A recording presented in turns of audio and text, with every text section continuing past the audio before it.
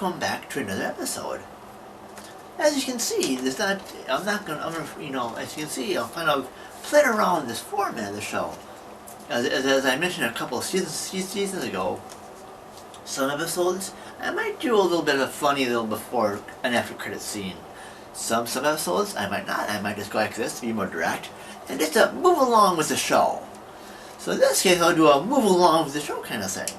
So this time I'm going to do, I decided for this episode, me being all retro gaming and stuff, heck, I'm even running one of my back in the day NES controller shirts. But anyway, I'm going to do another cool SNES game and another Zelda game. I'm going to do The Legend of Zelda: A Link to the Past, but with a little added thing. I'm gonna do it using this. Thankfully, I just recently got an EverDrive, an SNES as well as an NES. It's just a cool little blue thing, this one. So what's cool is, I was able to get one with MSU-1 enhancements. So I already have the actual game, but what's cool about the one I'm going to show you is it has additional music and and video as well. So anyway, with that said, let's get rolling those credits and get to saving Hyrule from Ganon once again.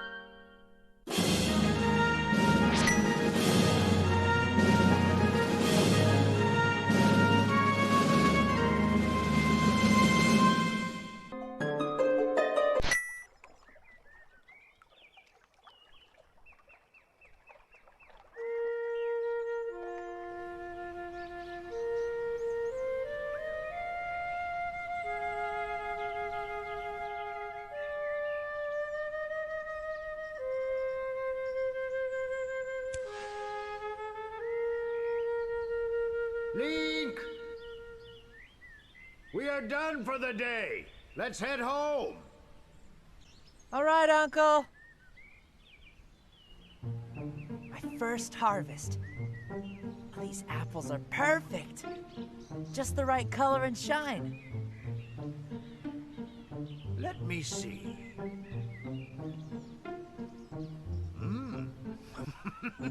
This is a great start for the season. This has got to be the best apple orchard in all of Hyrule. Everyone's gonna travel here to try my apples. Your apples, huh? I've even got a name for the orchard. Oh, yeah? And what is that? Well, it would make sense to name it Link's Legendary Apple Orchard. What's so funny?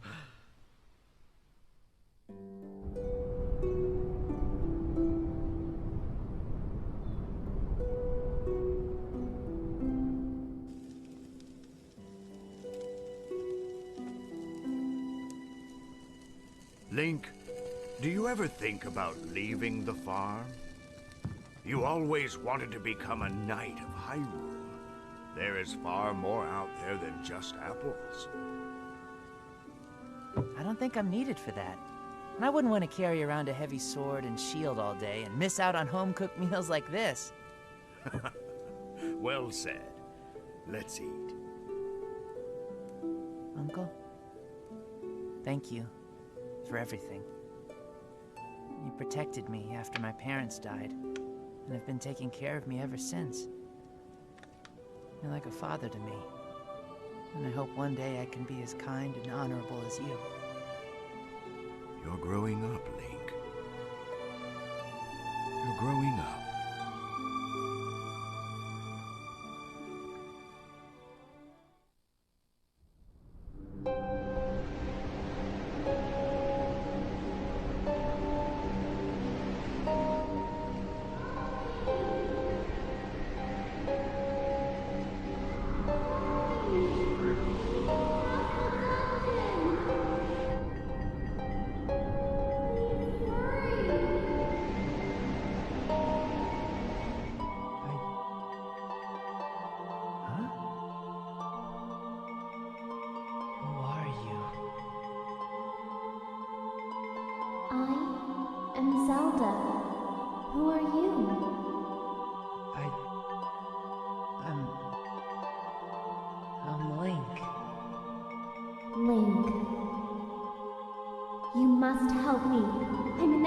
dungeon. Hurry! There's a secret passage behind the bush at the castle gate. Hurry!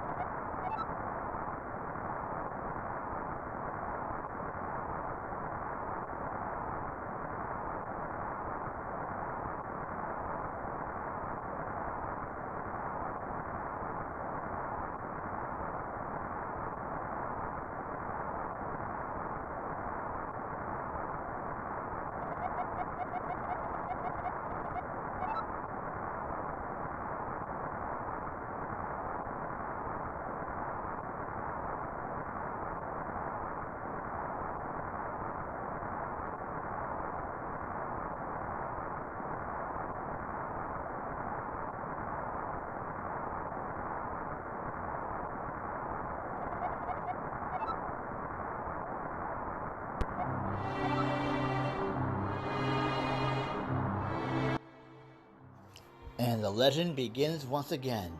And can we just say that was freaking amazing? Yup, this is the Super NES classic, but with fancy cool music and this cool sweet opening video. But anyway, let me tell you more about. Then again, you probably played this already, but because I do retro stuff too, I'll tell you it again because I can. Link to the Past, or The Legend of Zelda: A Link to the Past, was originally released in 1992 for the SNES in North America, and 1991 in Japan for the Super Famicom, or its Japanese iteration of it. After the two successful outings on the NES, although the Zelda 2 was kind of interesting, they decided it looks like to go back to the top-down of the NES Classic, which is cool. And also for this version I'm reviewing, this has what's called MSU-1 enhancements. So I have like more CD quality like sound and an opening movie. So this is that's why you can see it's a little bit more awesomer than usual. And of course, this game introduces what would become the staples for the Zelda games to come. Most notably, the Master Sword. In this game, you start out, this the level 1 sword, but of course, after you get 3 pendants from the first three dungeons, you then have the ability to get the Master Sword, and then after that, you go to the Dark Worlds to get the other dungeons. Because basically, after the first 3 and get the Master Sword, you go to the Dark World, and also this introduces the Light World to Dark World concept, the two different, one or the other, which is cool.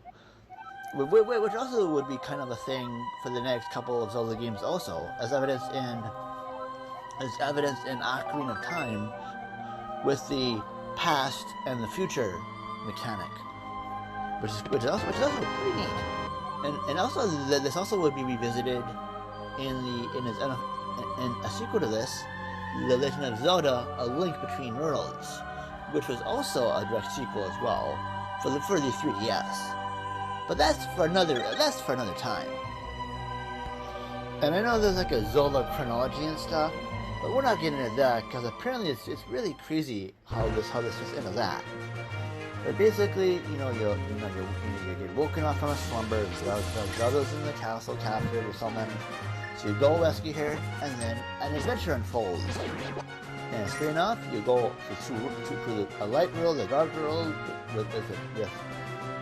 with Ganon at the end to vanquish once again. Or was it for the first time? Oh, I don't know. Because now there's so many other games in this series, it's like, holy wibbly wobbly timey wimey. Heh. But anyway, yeah, this I feel is a very fun game. The funny thing is, I actually played through Ocarina of Time first. Although I was alive when this game was released. Although I was more of a Mario guy than a Zelda guy at the moment. But though, I've really got this game and grew to enjoy it. It's a very fun game. And also it's a game where it doesn't really hold your hand too much. You gotta, if you don't have a guide or something, or don't know this, or have never played this game before, you kind of have to look around where you need to go. Although there's a fortune teller and stuff, but even she can be kind of vague.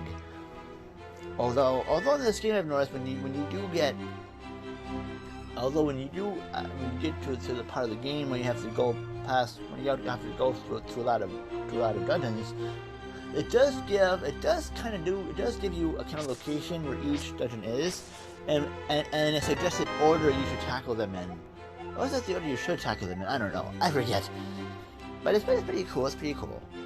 But anyway, for MSU-1 enhancements, this is I'm using that is the version I'm playing this on. I'm basically playing the SNES, but with enhanced sound, which is pretty cool. Of course, if you want to get this game without MSU-1, it is available on many different things, including the Nintendo Switch online, gaming thing. So if you do the Nintendo Switch online, this is one of the games you can play, which is cool. As well as other different. Also, this is on Game Boy Advance, as well as let me think. I think on Game Boy Advance, as well as and of course it has been on the various eShops for different Nintendo platforms as well. So if you still have those, cool. But yeah, and also to note, fun fact: back when this game was released, there was a winner of a contest that called Chris Houlihan. That was so he has a special room. I don't know if it's in this place. I don't think it is, but it was a certain room that contained 45 blue rupees and a note bearing a greeting from him, saying, "My name is Chris Houlihan.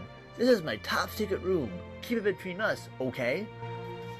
So yay! So that's pretty cool. I think it was meant as a bug like a crash measure, so like a crash prevention measure, I guess. That's what I've heard anyway. But it's pretty cool.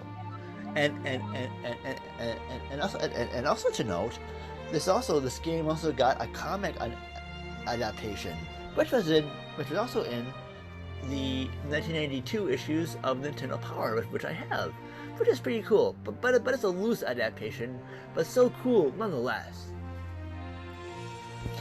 But anyway, if you I myself would highly recommend this game, because usually I would go my game recommendation is whatever.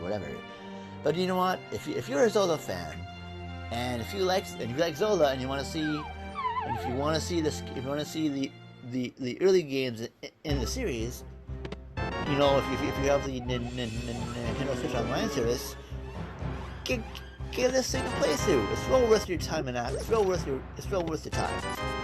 And also, I think I've seen a lot of people play this on different live streaming services. So, but I think nowadays I'm only on YouTube. Every once in a while, I don't go to Twitch these days. I'm kind of going away from the platform because of certain personal reasons.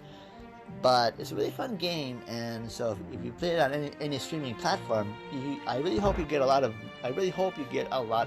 viewers watching you, and maybe hopefully they'll get inspired to play it themselves or stream it themselves, and that's cool. So anyway, But yeah, anyway, of course, of course I said my recommendation already, highly recommended. But yeah, so please, so I'll just say, give this game a playthrough, whether it be this MSU-1 version. Oh, by the way, this MSU-1 version I got from a site called Zeldex.net, I think. So what's cool is since I already have this game in its original form, this is just a cool little extra feature that I like. And I'm playing this on an EverDrive played through the analog Super NT. Of course, you can play this on a regular SNES as well. So yeah, so there's that. So if you want to enhancement, you can play the MSU-1, or if not, you can just play the original version too. Anyway, any way you play this, it's gonna be amazing or legendary. Ha ha ha! I'm sorry, I couldn't help myself. But anyway, in short, play this, play it. You won't be disappointed.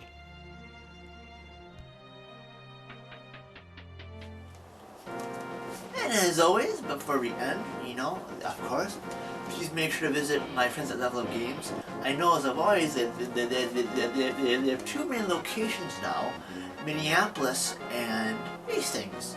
And that information is down below, as always. And also, I have a website, and that's about it. And the website is down below as well. And also, let me think, and besides that, that's basically, besides that, wow, it's kind of interesting when I got rid of most of my social media stuff, it makes it kind of easy now to just push the stuff right along. So, but hey, it makes life easy for me now. So, and also, I've been a lot happier as well. So, anyway, thank you so much for watching, and stay tuned for the next episode of whatever I do next.